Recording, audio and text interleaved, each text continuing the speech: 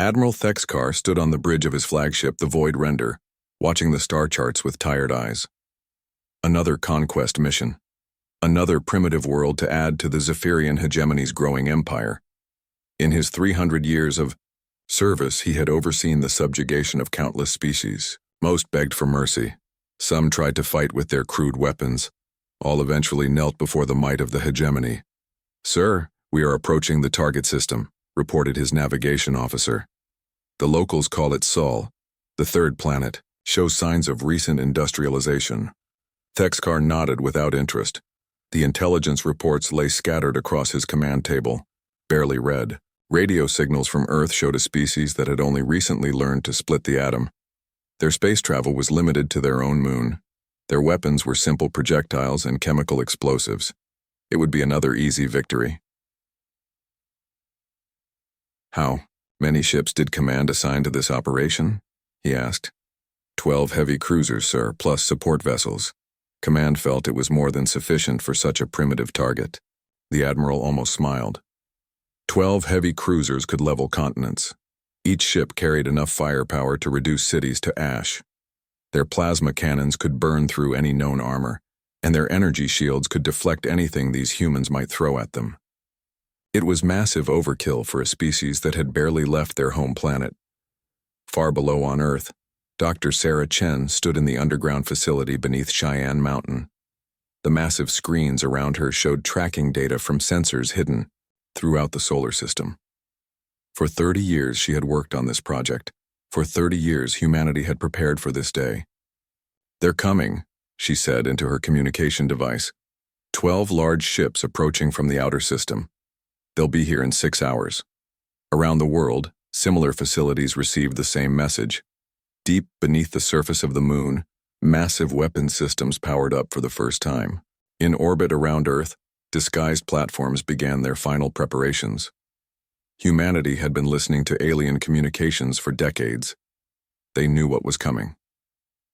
Sarah remembered the day it all started. She was just a graduate student when the radio telescopes first picked up the alien signals. The messages were not meant for Earth. They were communications between alien fleets, discussing their conquests, their victories, their expansion across the galaxy. Humanity learned they were not alone. They also learned they were in terrible danger. The world's governments had worked together in secret. The greatest minds from every nation joined the project. They studied the alien signals, learned about their technology, and discovered their weaknesses. While the aliens saw humans as primitive creatures with simple weapons, humanity was building something entirely different. On the bridge of the Void Render, Thexkar reviewed the battle plan. It was hardly worthy of the name. His ships would enter the system, destroy any orbital defenses, and demand surrender. If the humans refused, he would demonstrate the power of hegemony weapons by destroying one of their cities. After that, they always surrendered. "Sir, we're detecting some unusual energy readings from the inner system," his sensor officer reported. "What kind of readings?" "Unknown, sir. The patterns don't match anything in our databases." Thexkar frowned. This was unexpected. But primitive species sometimes had crude nuclear reactors or fusion plants. Nothing that could threaten a hegemony fleet. "Continue the approach. Raise shields to quarter power. No need to waste energy on these creatures." Deep in the moon's interior, Captain Marcus Webb received the final authorization codes. The man had spent his entire career preparing for this moment. He commanded the most advanced weapons ever built by human hands. The quantum disruption torpedoes were based on theoretical physics that most alien species had never even imagined. The gravity well generators could bend space itself into a weapon. "All stations report ready," his weapons officer announced. "Good," Webb replied. "The enemy fleet will drop out of there faster than light travel in 30 minutes. We will have one chance to show them what humanity can do." Around Earth's orbit, the Shadow Fleet waited in silence. 50 ships that officially did not exist. Captain Elena Rodriguez commanded the destroyer Prometheus, the first of the new class of human warships. Unlike the massive alien vessels, human ships were small and fast. They did not need heavy armor or energy shields. Their weapons would end the battle before the enemy could return fire. All ships, this is Earth Command, came the voice over the communication system. The alien fleet is about to arrive. Remember, we fight not just for Earth, but for every species these aliens have conquered. Show them that humanity will not bow. Thexkar felt the familiar sensation as his ship dropped out of hyperspace. The stars shifted, and the Sol system appeared before them. The third planet, Earth, hung in space like a blue and green jewel. It looked peaceful. It looked defenseless. Begin scanning for defensive installations, he ordered. I want to know what these humans think they can throw at us. The sensor officer worked at his station for several minutes. His expression grew confused, then concerned. Sir, I'm detecting multiple energy sources throughout the system, large ones. The power output is significant. What kind of weapons are they? I don't know, sir. The energy signatures don't match anything we've seen before. And, sir, there are ships, lots of them. They're not showing up on visual scanners, but their energy output is unmistakable. For the first time, Thexkar felt a small twist of concern in his stomach. But it was impossible. The intelligence reports were clear. These humans had primitive technology. They had no weapons that could threaten a hegemony fleet. How many ships? He asked. At least 50, sir. Possibly more. They're positioned throughout the system. Impossible. Our scouts would have detected a fleet that size, but even as he said it, Thexkar knew something was wrong. The energy readings his sensors were picking up were enormous, far larger than anything a primitive species should possess. On Earth, Sarah Chen watched the alien fleet on her screens. 12 massive ships, each one capable of destroying entire continents. For a moment, she felt the weight of humanity's future pressing down on her. If their plan failed, Earth would burn. All stations, this is Earth Command, she spoke into her communicator. The alien fleet has arrived. They are exactly where we expected them to be. All weapons are charged and ready. Humanity has prepared for this day for 30 years. Today, we show the galaxy what we are capable of. Thexkar stared at his screens in growing alarm. The energy readings were increasing. Whatever weapons these humans possessed, they were powering up for battle. But it was still impossible. Primitive species did not have technology that could threaten the hegemony. Sir, should we raise shields to full power? His tactical officer asked. Thexkar hesitated. Raising shields to full power would make his fleet look afraid of a primitive species. His reputation, his honor, demanded that he show confidence in hegemony superiority. No, he decided. Quarter power is sufficient for anything these creatures might possess. Prepare to broadcast surrender demands. It was the last mistake Admiral Thexkar would ever make. Across the solar system, human weapons that had never been tested in actual combat began their targeting sequences. The galaxy was about to learn that humanity had been preparing for war since the day they learned they were not alone among the stars. Deep beneath the moon's surface, Captain Marcus Webb stood in the command center of humanity's most secret weapon. The chamber stretched for miles in every direction, carved from solid rock and lined with technology that pushed the very limits of physics. Massive screens showed the positions of the alien fleet, now hanging in space just beyond Earth's orbit. Target acquisition complete, announced Lieutenant Sarah Park from her station. All 12 enemy vessels are locked. Quantum disruption. Torpedoes are ready for launch. Webb nodded grimly. The torpedoes represented 30 years of human innovation, built from theories that most alien species had never even conceived. Unlike conventional weapons that struck the outside of a target, these torpedoes would phase through matter itself, appearing inside enemy ships before detonating. No shield in the galaxy could stop them. What about the gravity well generators? Webb asked. Positioned and ready, sir, replied another officer. 6 generators are in place around the alien formation. When activated, they will create artificial gravity fields strong enough to crush starship hulls. Webb had spent years studying the captured alien communications. The Zephyrian hegemony relied on their energy shields and heavy armor. Their tactics were straightforward. Overwhelm enemies with superior firepower while their defenses absorbed any return fire. They had never faced an enemy that could ignore their shields entirely. On Earth, Dr. Sarah Chen monitored the preparations from her facility deep beneath Cheyenne Mountain. Around her, dozens of technicians worked at control stations, coordinating with similar facilities hidden across the planet. The world's governments had built this network in absolute secrecy, funded by money that officially did not exist. "Lunar Command reports ready," came a voice through her headset. "All torpedo tubes loaded and targeted." "Orbital platforms report ready," said another voice. "Kinetic bombardment systems are charged and locked onto targets." Sarah felt the weight of history pressing down on her. Humanity had listened to alien radio signals for decades, learning about the galaxy's brutal politics. Species after species had fallen to the hegemony's expansion. Entire civilizations had been enslaved or destroyed. Today, Earth would send a message that the galaxy would never forget. "All stations, this is Earth Command," she spoke into her microphone. "We have confirmation that the alien fleet is powering weapons and preparing to attack. They have not attempted communication. They have not offered terms. They are here to conquer or destroy us. You are authorized to engage the moment they fire the first shot."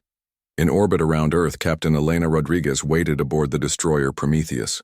Her ship was invisible to alien sensors, protected by stealth technology that bent light and energy around the hull. Like the other 49 ships of the Shadow Fleet, Prometheus was built for one purpose: to deliver overwhelming firepower before the enemy could react. "All weapons report ready," announced her tactical officer. "Relativistic kinetic bombardment system is charged to full power." Elena smiled coldly. The RKB system fired projectiles at significant fractions of light speed. When something that small moved that fast, it carried more energy than most conventional warheads. The aliens' heavy armor would offer no protection against such weapons. "Good. Remember, we need to disable their communications first. We cannot allow them to send a report back to their fleet about our true capabilities." On the bridge of the Void Render, Admiral Thexkar grew increasingly uncomfortable. His sensors continued to detect massive energy readings throughout the human system. The power output was larger than anything his database suggested was possible for such a primitive species. "Sir, I recommend we raise shields to full power," urged his tactical officer. "The energy readings are enormous." "Impossible," Thexkar replied, though his voice carried less confidence than before. "Our intelligence reports clearly show these humans have only primitive technology. Chemical rockets, simple nuclear weapons, crude radio communications. There must be an error in our sensors." But deep in his mind, the Admiral felt the first stirrings of doubt. 300 years of service had taught him to trust his instincts, and his instincts were screaming that something was terribly wrong.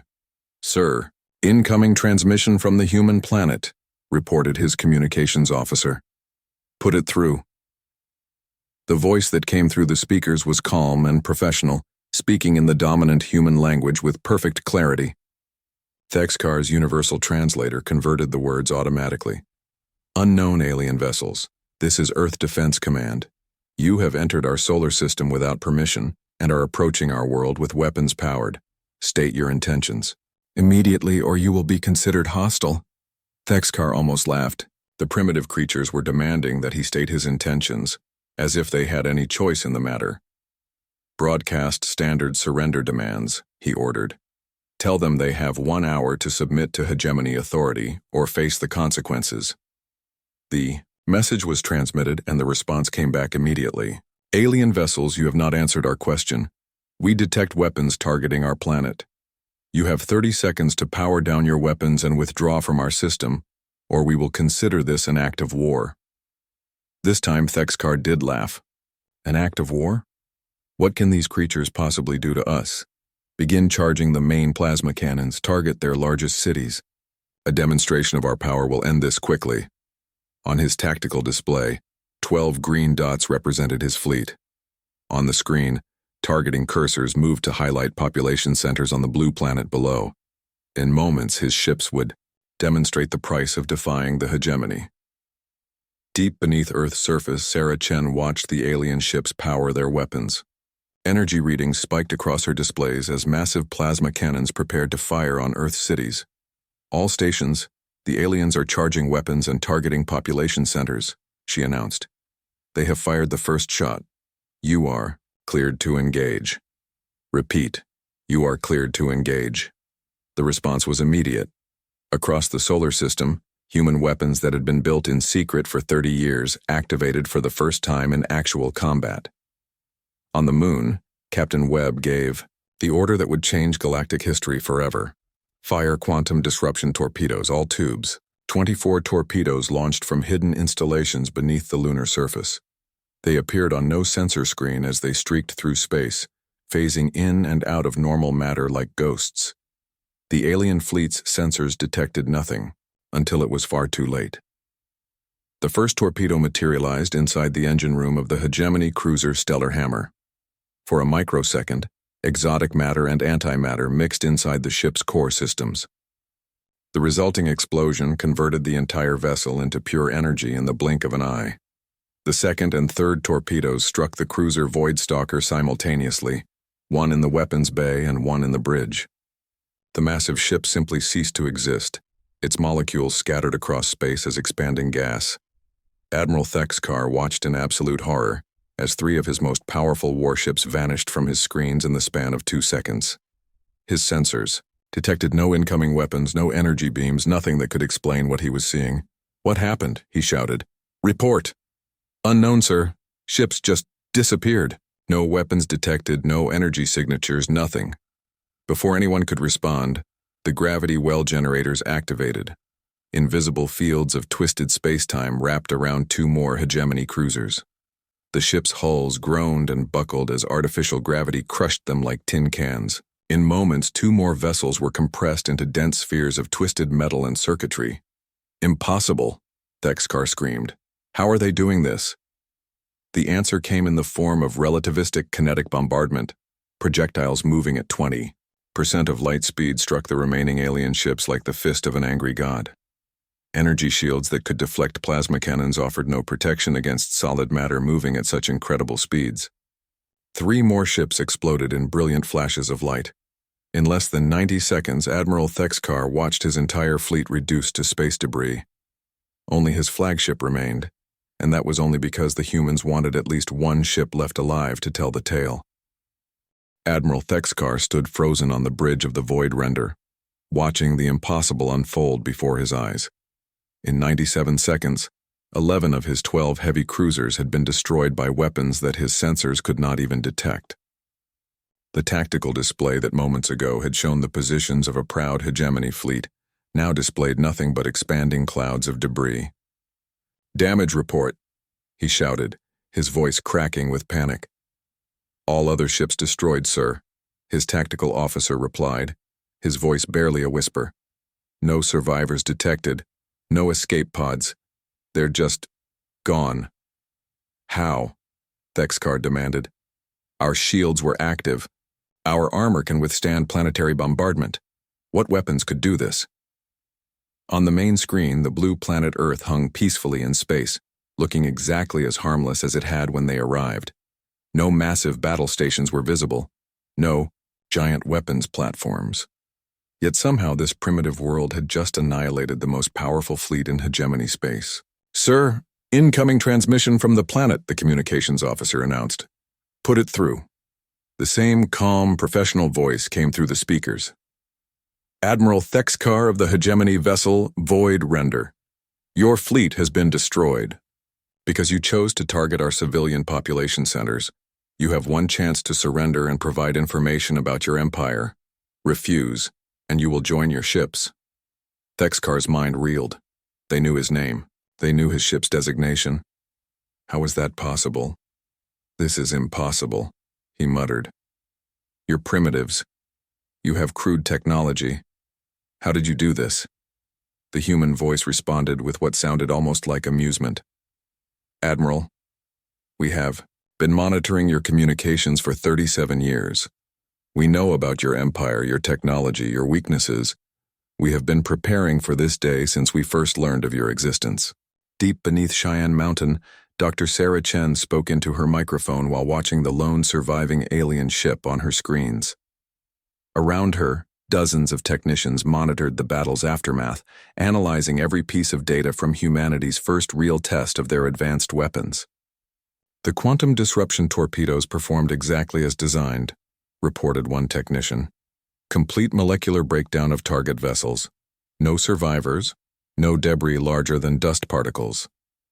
Gravity well generators exceeded expectations, said another. Target compression was total. We now have 2 very dense spheres of compressed alien technology to study. Sarah nodded grimly. The weapons had worked perfectly, but this was only the beginning. The destruction of this fleet would send shockwaves throughout the galaxy. Humanity needed to be ready for whatever came next. Continue monitoring the surviving vessel, she ordered. We need to know everything about their technology and their empire's structure. On the bridge of the Void Render, Admiral Thexakar struggled to process what had happened.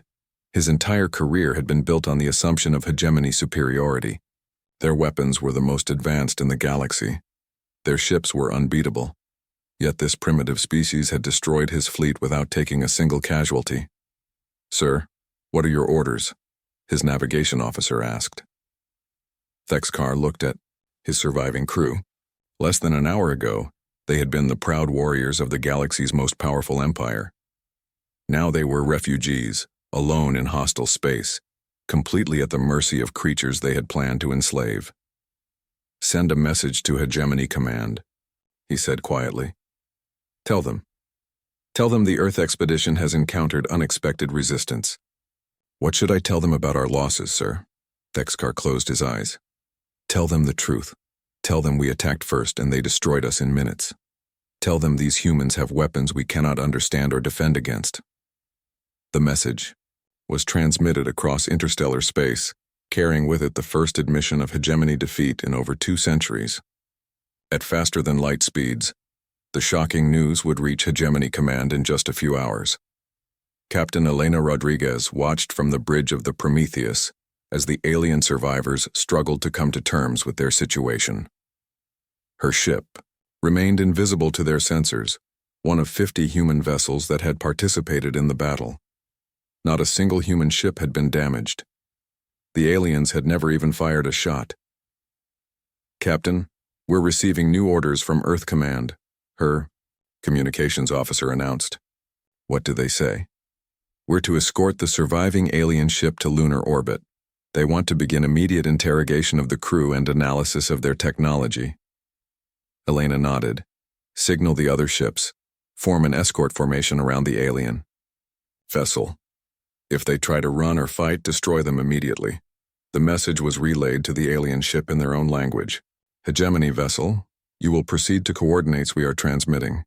You will be escorted by ships you cannot see. Any attempt to deviate from the prescribed course or power weapons will result in your immediate destruction. Admiral Thexakar had no choice but to comply. His ship's engines came online, and the Void Render began moving toward Earth's moon, surrounded by invisible guardians that could destroy him in an instant.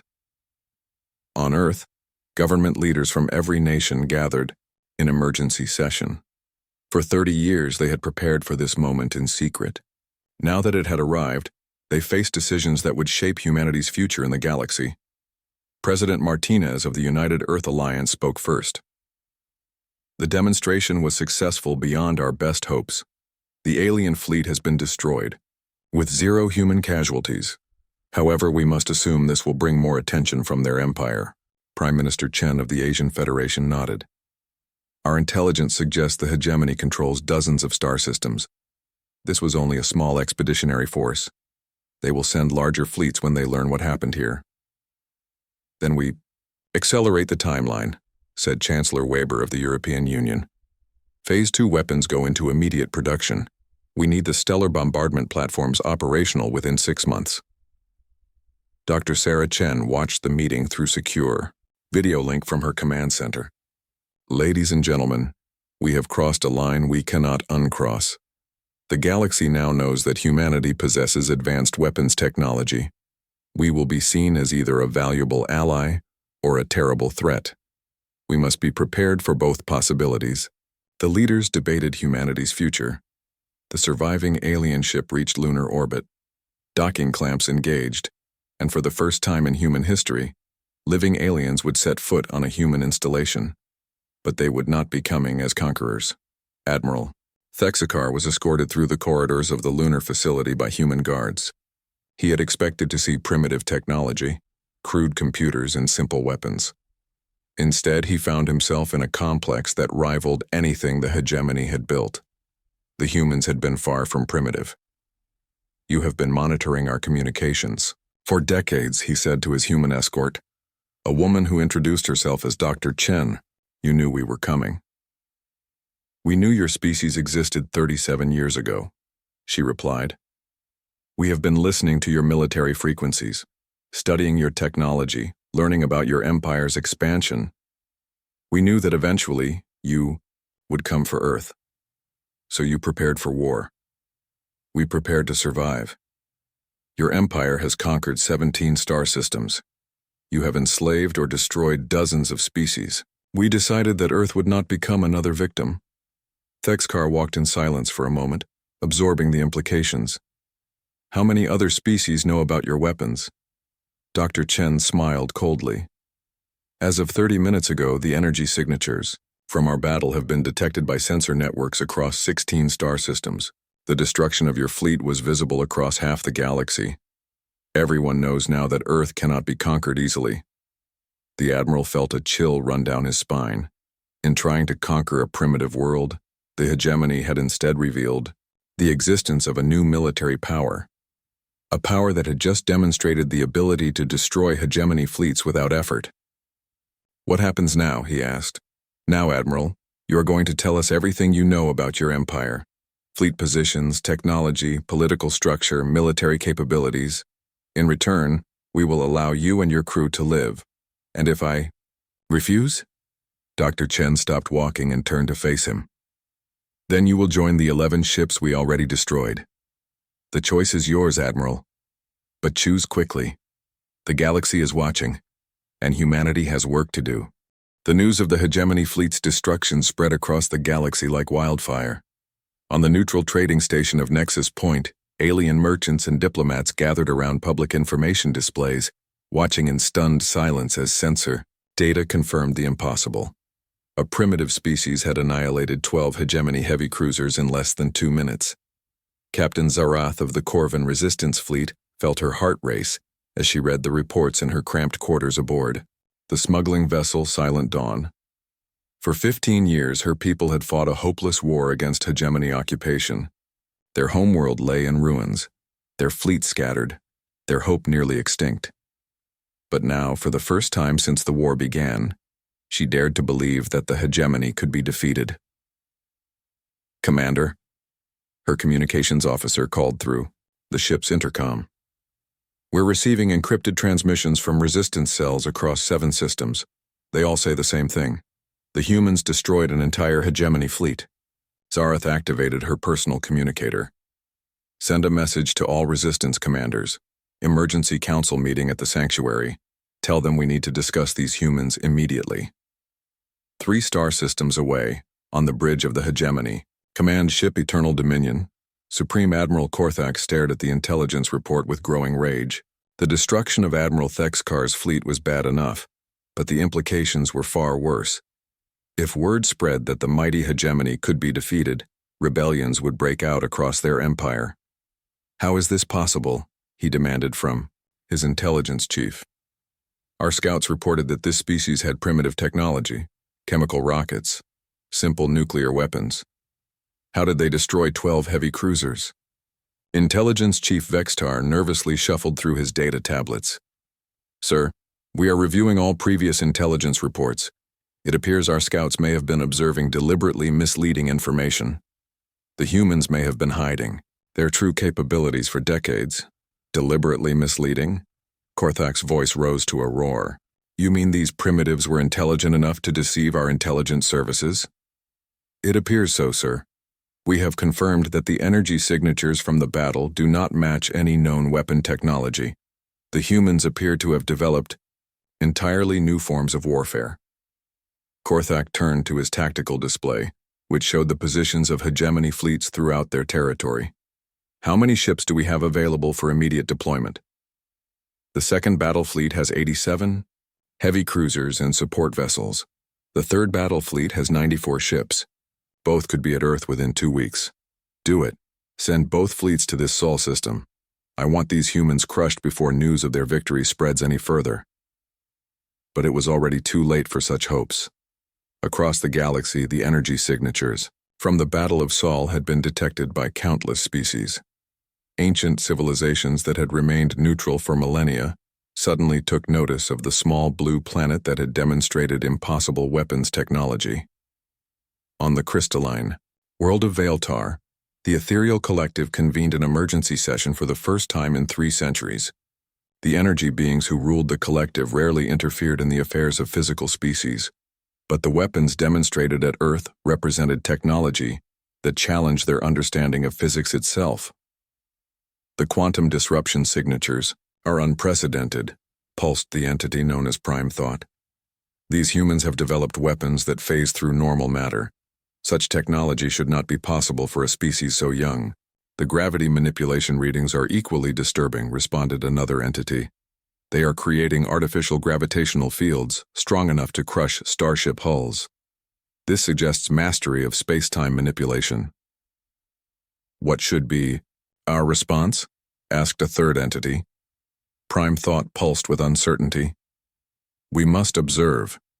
If these humans possess such advanced technology, they may represent either a great opportunity or a terrible threat to galactic stability. Meanwhile, in the deepest regions of space, something stirred that had slumbered for 1,000 years. The Voidborn were the oldest known species in the galaxy, ancient beings who had withdrawn from galactic politics when the universe was young. Their massive ships, each one the size of a small moon, had not been seen for centuries. Deep within, the command vessel Eternal Silence, the Voidborn entity known as Keeper of Ancient Wisdom, awakened from its long meditation. The energy signatures from the Battle of Sol had penetrated even into the deepest regions of space, carrying with them implications that demanded attention. Summon the council, it commanded in a voice like the whisper of dying stars. The young hunters have shown their claws. We must decide if they are worthy of our notice. Back on Earth, Dr. Sarah Chen stood in the interrogation room watching Admiral Thexkar through one-way glass. The alien commander had been cooperative, providing detailed information about hegemony fleet positions, technology, and political structure. What he revealed was both valuable and terrifying. How many species has your empire conquered? She asked through the intercom. 43 worlds, 67 species, Thexkar replied wearily. Some submitted without resistance. Others fought until their planets burned. All eventually served the hegemony. And how many ships does your empire command? Approximately 4,000 vessels of various classes. 1,200 of those are heavy cruisers like the ones you destroyed. Sarah felt a chill run down her spine. Humanity had just demonstrated their ability to destroy 12 ships. But if the hegemony chose to send their entire fleet, even humanity's advanced weapons might not be enough. What will your Supreme Admiral do when he learns of your defeat? Thexkar looked directly at the camera. He will send everything he has. Korthak does not accept defeat. He will bring so many ships that your weapons will be overwhelmed by sheer numbers. In the command center, beneath Cheyenne Mountain, President Martinez reviewed the latest intelligence reports with growing concern. Satellite observations showed massive fleet movements throughout hegemony space. It appeared that multiple battle groups were converging on routes toward Earth. How long do we have? He asked Dr. Chen. Based on their faster-than-light travel, capabilities 2 weeks at most, possibly less if they push their engines to maximum speed. Are our defenses ready for a fleet that size? Dr. Chen hesitated. The Phase 2 weapons are still under construction. The stellar bombardment platforms won't be ready for another 6 months. If they send their entire fleet, we may not have enough firepower to stop them all. Then we need allies, the president decided. What about these resistance groups we've been hearing about? We've received over 200 encrypted communications from various species across the galaxy. Most are offering alliance against the hegemony. Some are asking for protection. A few are demanding we share our weapons technology. President Martinez studied the star charts showing the positions of various alien factions. Open communications with the resistance groups. Offer them alliance and support. As for our weapons technology, that remains classified until we know who we can trust. On the trading station Nexus Point, Captain Zarath received an encrypted message that made her pulse quicken with hope. The message bore the identification codes of Earth Defense Command and contained a simple proposal. To all species fighting hegemony oppression, Earth offers alliance and mutual defense. Send representatives to Sol System for immediate negotiations. Barapon. The first time in 15 years, Zarath allowed herself to smile. The Corvan resistance had been fighting alone for too long. Now they had found allies who could actually defeat the hegemony in battle. Set course for Earth, she ordered her crew. Maximum speed. Similar scenes played out across dozens of star systems as resistance groups, exiled governments, and oppressed species received humanity's offer of alliance. The galaxy's power structure was shifting, and everyone wanted to be on the winning side. But in the depths of space, the hegemony's massive fleets continued their approach toward Earth. Supreme Admiral Korthak had committed over 200 ships to the assault, determined to crush humanity before their example could inspire further rebellion. The Second Battle of Sol would determine not just Earth's fate, but the future of freedom throughout the galaxy. And this time, humanity would not be fighting alone. 6 months after the Battle of Sol, Ambassador Elena Vasquez stood before the Galactic Council on the neutral world of Axis Prime. The massive chamber held representatives from 47 different species, their varied forms creating a symphony of alien biology. Crystalline entities that communicated through light, gaseous beings contained in environmental suits, and dozens of other life forms that had never seen a human until this day. The chamber fell silent as Elena approached the central speaking platform. Behind her, holographic displays showed the current state of the galaxy, with Earth's growing sphere of influence marked in blue. What had begun as humanity's desperate fight for survival had become the foundation of a new galactic order. Honored representatives, Elena began, her voice carried by universal translators to every corner of the chamber. 6 months ago, the Zephyrian hegemony sent a fleet to conquer Earth. They came without warning, without negotiation, without mercy. They intended to add humanity to their long list of conquered species. She paused, letting her words sink in. Instead, they discovered that Earth had been preparing for their arrival for 37 years. We had listened to their communications, studied their technology, and developed weapons specifically designed to counter their advantages. The result was the complete destruction of their fleet in 97 seconds. Murmurs rippled through the assembly. Many of the representatives had seen the sensor recordings of the battle, but hearing it described so matter-of-factly by a human still sent chills through the chamber. Since that day, the galaxy has changed, Elena continued. The hegemony's second attack with over 200 ships was defeated even more decisively. Their third assault with nearly half their entire fleet lasted less than 5 minutes. Today, the Zephyrian hegemony no longer exists as a military power. The representative from the former hegemony worlds, a defeated-looking Zephyrian named Counselor Vextar, slumped in his seat. The once mighty empire had collapsed in just 6 months. Their fleets destroyed, their conquered worlds liberated by human forces and their new allies. But humanity did not come here to gloat over our victories, Elena said, her tone becoming more serious. We came to propose a new way forward for our galaxy. For too long, stronger species have preyed upon weaker ones. Advanced civilizations have conquered primitive worlds. Might has made right across countless star systems. She gestured to the displays behind her, which now showed trade routes and alliance networks spreading out from Earth like a web. We propose something different. The Terran Alliance offers protection to any species that desires it, regardless of their technology level or military strength.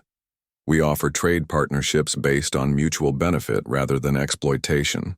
We offer a galaxy where advancement comes through cooperation, not conquest.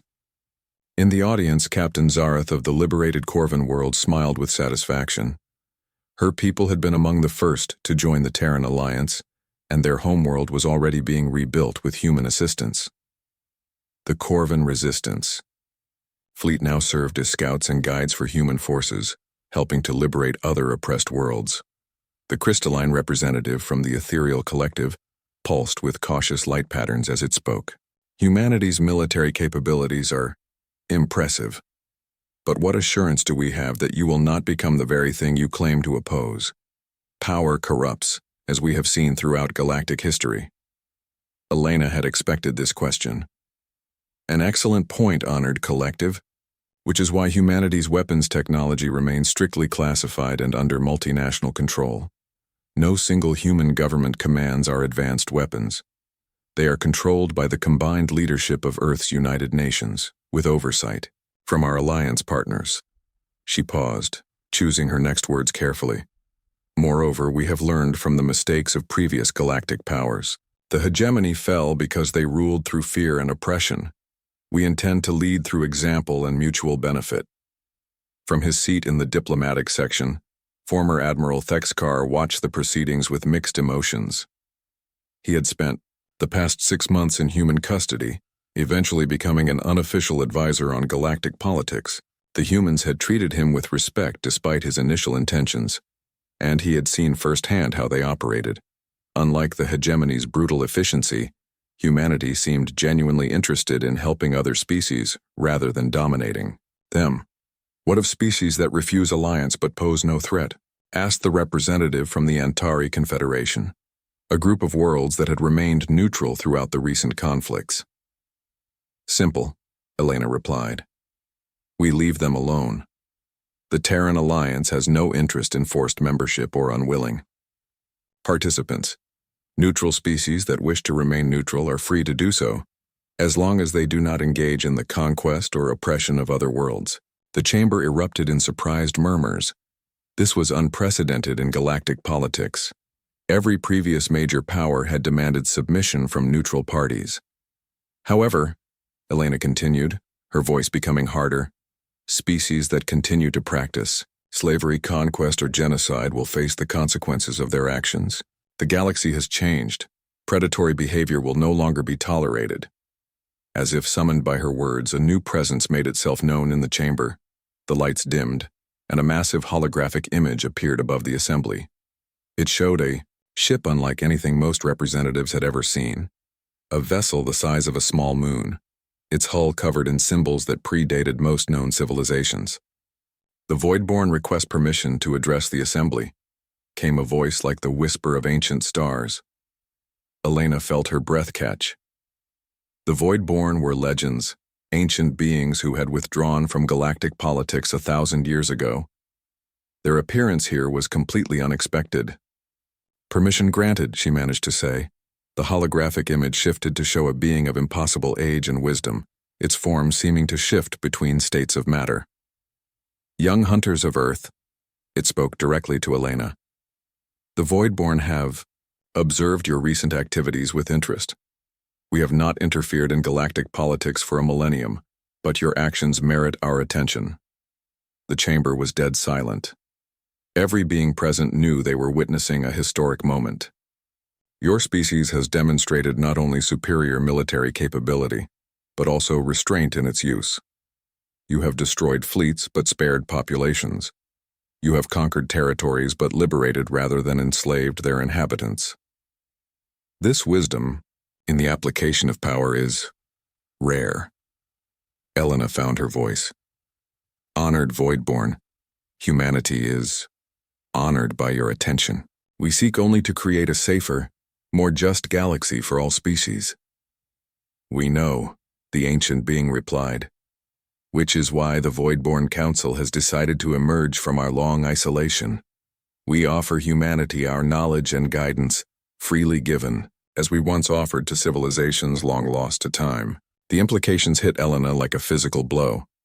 The Voidborn possessed technology and knowledge accumulated over millions of years. Their offer of alliance was beyond anything humanity had dared to hope for. We accept your offer with gratitude and humility, she replied formally. The Voidborn entity's form pulsed with what might have been approval. Then let it be known throughout the galaxy. The Voidborn stand with Earth and its alliance. Those who threaten the new order do so at their peril. As the holographic image faded, Elena turned back to the assembled representatives. The political landscape had just shifted again, and everyone in the chamber knew it. The floor is now open for questions and formal responses to humanity's proposal, she announced. One by one, species after species stepped forward to announce their intention to join the Terran Alliance. By the end of the day, 31 worlds had formally requested membership, while others asked for time to consider the proposal. As the session concluded, Elena reflected on how far humanity had come. 6 months ago, they had been a single world preparing desperately for invasion. Today, they were the foundation of a galactic alliance that promised peace and protection to dozens of species, but she knew the real work was just beginning. Building a just galactic civilization would be far more challenging than destroying the hegemony's fleets. It would require wisdom, patience, and the continued restraint that had impressed even the ancient Voidborn. Outside the council chamber's windows, the stars shone with new promise.